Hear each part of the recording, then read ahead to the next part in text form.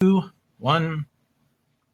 Hey, what's up, everyone? Today we're talking mindful leadership with the person who knows. We're talking to Holly Duckworth today. Holly is a New York Times contributor on the topic of mindfulness. She's an author. She's an award-winning columnist. She's a keynote speaker. She's creative. She's super smart. You can find her at hollyduckworth.com, and she is just inspirational.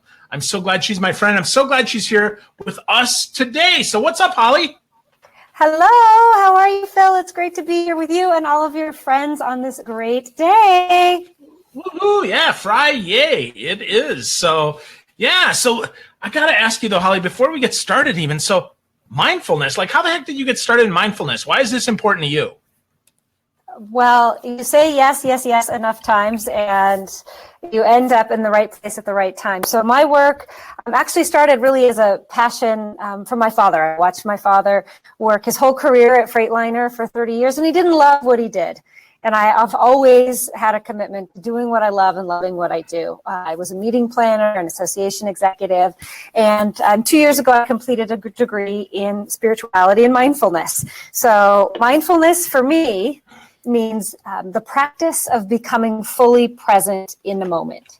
So why mindfulness? Because I think in a world of bigger, better, faster, more that we're living in right now, it's really critical that we take some time to honor ourselves. And when we're more centered in ourselves, we get to be more centered, peaceful, and profitable in the world. Ooh, more peaceful, more prosperous, more profitable. I like that. Holly, mindfulness really leads to profitability? You got to tell me this. Come on. We all want to make a little bit more money. So how does this help us? How does this make us more profitable? And then we're going to go back to the other two. So science and research from everywhere from Harvard to Forbes to Chopra Center all very clearly state that the more that you can be mindful, the more centered, focused that you can be. And obviously we know when we are more centered and focused, we're able to do our work in the world and make more money. So let's just, say you're a grocery clerk. That's, sometimes an example that people don't think of. But if that grocery clerk has the opportunity to do some of my practices, A, B, or C, maybe they affirm the good, they breathe and they center, they can be fully present with the person buying the groceries coming at them. They can share a little love, a little good energy, and then actually potentially sell more groceries, do add-on sales or that type of thing, because people love to come back to that particular grocery store clerk. Now, that's certainly a frontline retail example, but these same principles apply to the CEOs and the executives that I coach. I work a lot in the banking and financial industry. And, some of those CEOs can be some of the most stressed out people because they're busy managing branches or managing multiple demands. The practices that I demonstrate in the book give you the opportunity to take 2 minutes. You don't have to go on a meditation pillow to center and focus. And from that place, you can make more money. So 2 minutes. Okay, you got to give us one of these F, right? Let's go to F in the book. So here's the book, right? Mindful Leadership, the A to Z. So let's flip the F. Did you pick F because it was Friday? Of course I did. I'm not that smart. So yeah, I didn't do that on accident. So flow, right? Rivers flow, clouds move, and winds blow. So talk us through how we use the power of flow in just 2 minutes to make our day a little bit more present and potentially a little bit more powerful for us. Well, in a world that's mindless, we're often so busy, we're trying to push the rock up the hill. And on this page of flow, like you said, we talk about pausing for a moment to look at what is flowing in our lives. So instead of being focused on the doors that are closing or trying to create challenge or overcome challenges in our life, a mindful leader might pick up this practice for F and start to ask themselves, what are the areas in my life that are freely flowing? I have a great connection to my children. I'm recruiting powerful teammates.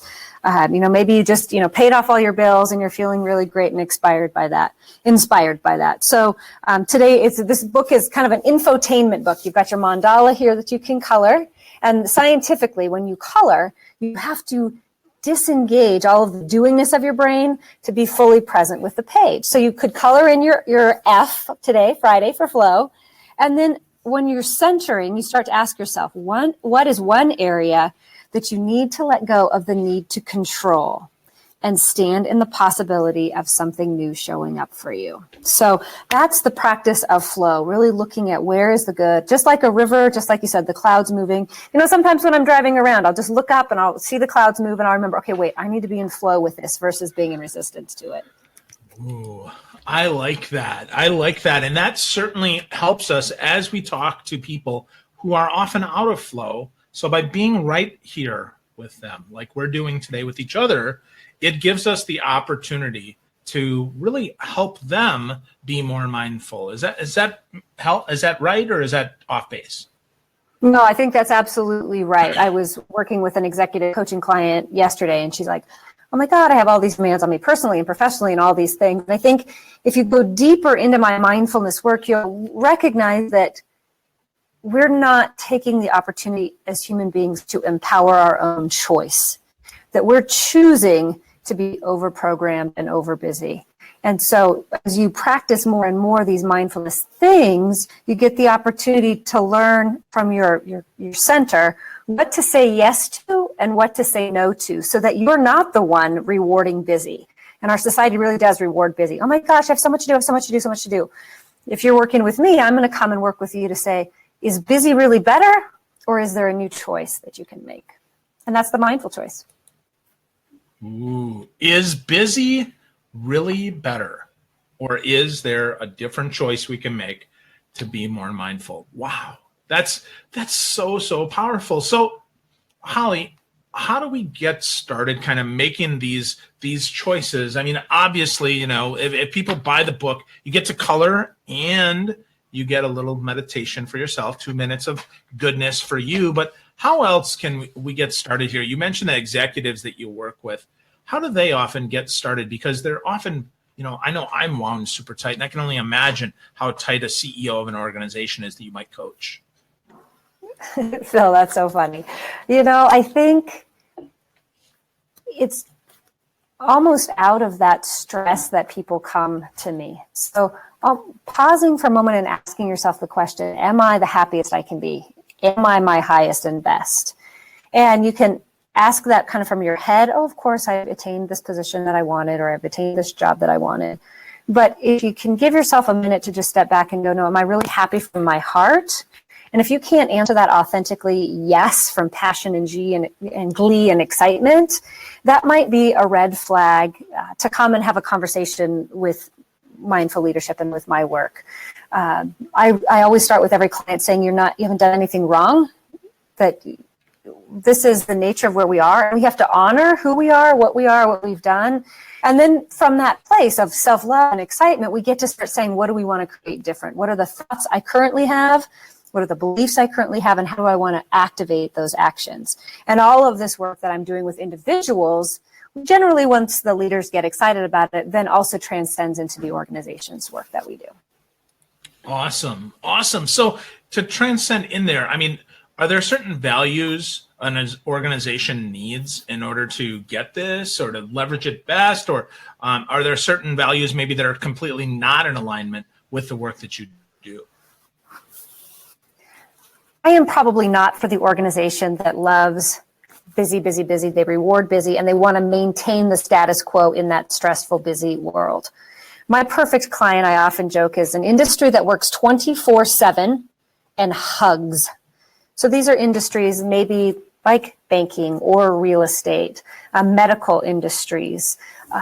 They love what they do, so they're not afraid of working, 24/7. They're not a place that like closes at 5 o'clock, but because of the nature of the 24/7 of their work, they need a practice like this that they can infuse between clients, between phone calls as they're driving from meeting A to meeting B. That they may not have a lot of time for it, but they understand that their health is in jeopardy if they continue to operate at this level of stress. Wow.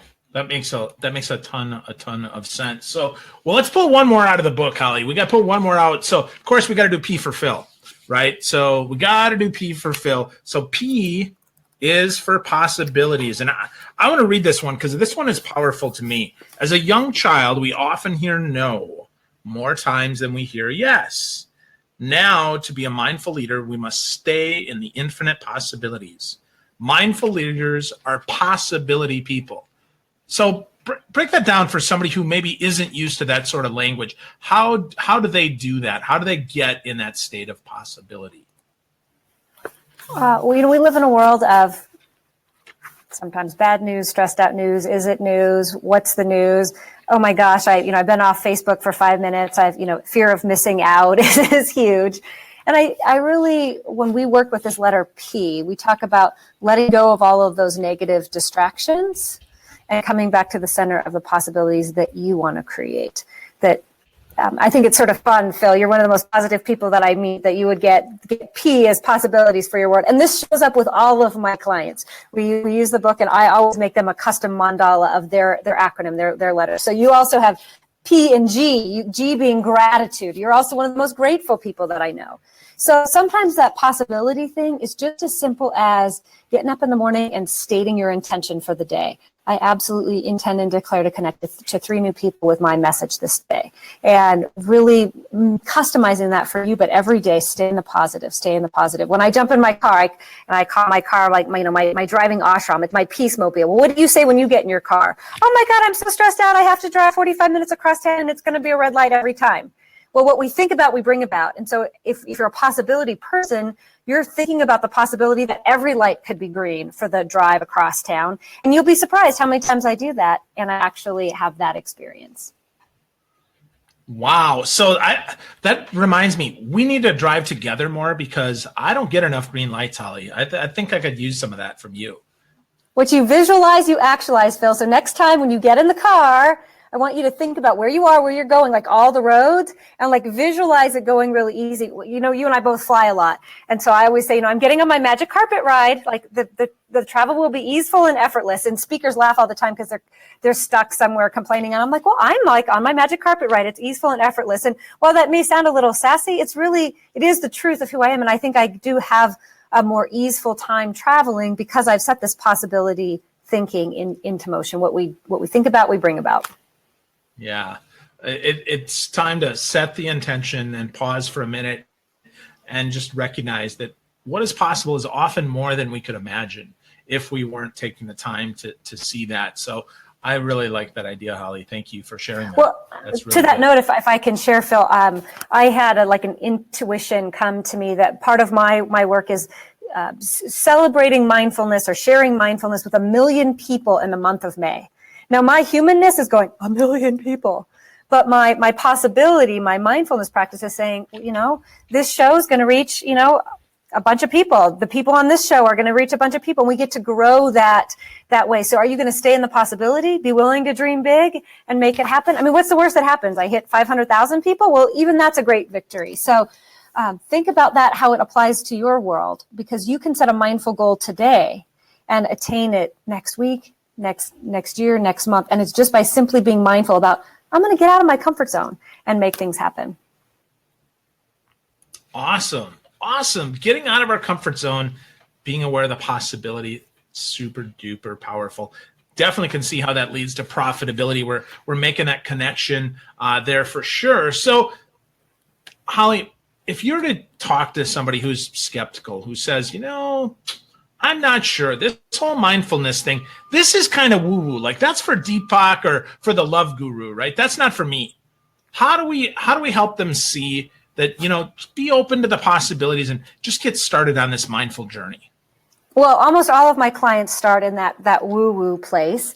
And I think often, again, I have to ask the question and listen to what they need. Some people need data science and research, which I have. Some people want to see it in social media, which I have. PBS just did a 3-part video series called Mindfulness Matters, where they interview John Kabat-Zinn and they interview a bunch of these scientific researchers and show all of the data. Some people just want the story. They want to go and they want to call my CEO, who I started working with 5 years ago, and we've done vision and meditation.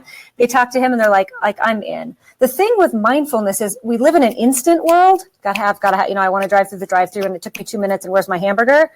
Mindfulness isn't necessarily that type of practice. And that's why the book is A to Z. It's 26 little things you can do every day, because this practice grows on itself. The more I practice, the more I practice, the more I practice, I give myself permission to make a mistake. I kind of get back on the horse, and I find myself now catching myself before I will fall off the horse. So those are different ways that I work with the skeptic. Hey, just try this for 7 days. Write an affirmation every morning, affirming something good in your life. Try it. If it works, great. If it doesn't work, that's fine. But more often than not, these practices work as if they were universal law. Wow. So the practice of mindfulness, it's interesting you said that. So you mean I'm never going to get this perfect, Holly? Because I'm a perfectionist. I want this to be just right. So can you tell me exactly how I need to do this so I can, instead of practicing, I can just be expert at this? Yeah. I'm a Virgo meeting planner. I can make an Excel spreadsheet out of an Excel spreadsheet.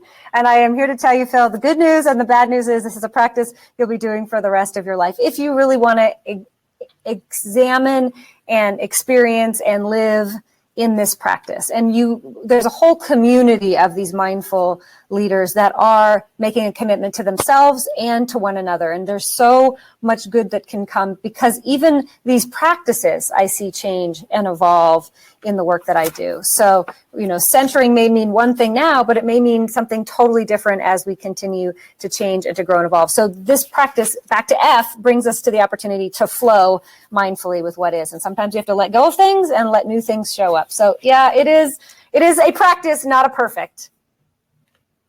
All right. I'll keep practicing then. I'm just glad that I haven't broken it yet, because sometimes I practice stuff and I never get any good. So it's good to hear that that's okay. I'm glad. But it's in those down moments that I learn the most, when I take the time to say, why isn't this working? And ask my intuition for that next new piece of information. Yeah, that's good. That's good. Yeah. We find the peace, find the slowness, find the stillness. So Holly, the book, right? Mindful Leadership, A to Z guide for stress-free leadership. We need this stuff. I mean, there's 26 different things in there. We went through F is for flow and P is for possibility. But if we need more help, I mean, I know I need more help. I know that there's more that I can do to be more mindful and hopefully, then to flow that into more profitability.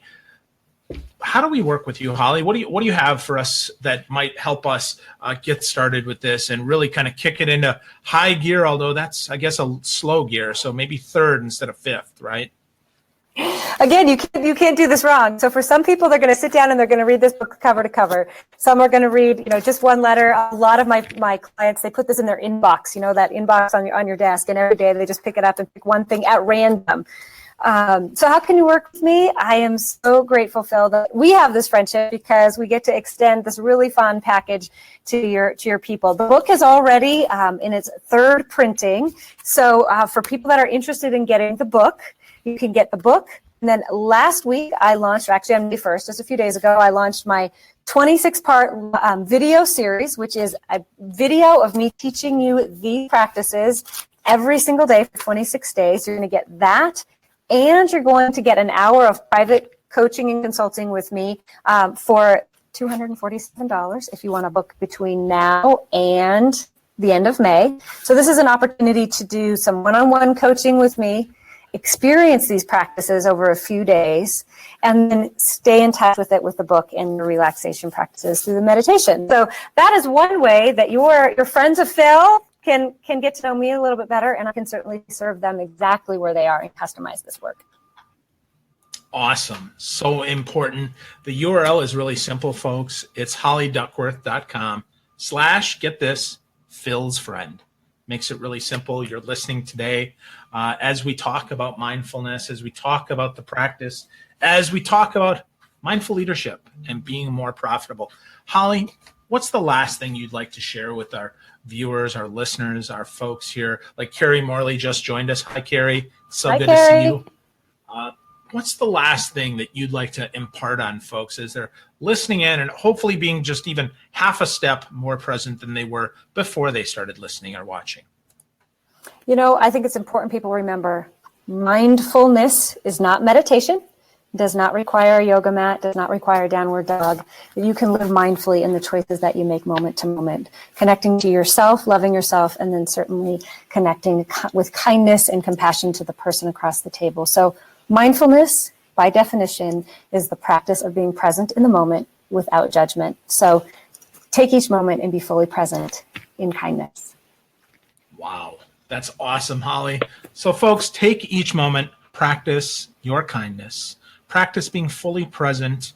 If you're interested, Holly's book is fantastic, Mindful Leadership, the A to Z guide for stress-free leadership, $26. You can color it in, you can find your favorite words, you can skip around, and if you need more help, hollyduckworth.com/Phil's friend makes it really easy to get started with Holly. Holly, I'm so grateful for you being my friend, being in my life, and for taking time with us today. Thanks so much. Thank you.